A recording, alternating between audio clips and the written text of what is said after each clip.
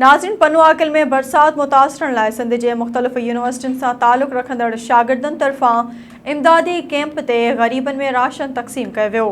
उन हवाले सां पेश आहे SS न्यूज़ जे रिपोर्टर तुफ़ैल आफ्ताब गोराई जी हीअ रिपोर्ट। जी बिल्कुल, सिंध में हालिया बरसातन तबाही मचाए छड़ी है, जैसे करे रोज़ कमाए रोज़ खाईंदड़ जो सफ़ेद पोश मानू इंतहाई परेशान जो शिकार थी चुका है। उन हवाले से जो सिंध के मुख्तलिफ़ यूनिवर्सिटी के शागिर्दन तरफा पनुआकिल में रसवा के नाले से एक कैंप कायम कई वही है। उन हवाले से जो असां समाजी अगुवान मौजूद आहिनि, वधीक उन्हनि सां ॻाल्हि ॿोल कंदासीं त उन्हनि जो छा चवणु आहे। असां हिते गॾिजी करे कैंप लॻाईसीं ऐं जेके बोर्ड मुतासिरीन ऐं जेके दोस्त मुस्तहिक हुआ असांजे पनुआकिल ऐं उनजे गिरदोनवा में, उन्हनि जा सभिनी जूं CNIC वग़ैरह असां हथु करे उन्हनि जी सर्वे कईसीं।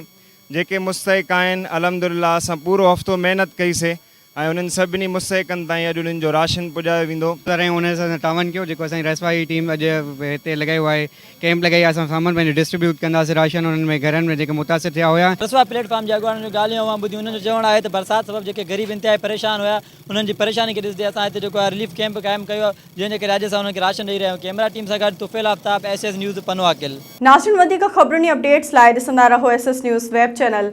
असांजे चैनल खे लाइक ऐं सब्सक्राइब करणु न विसारींदा।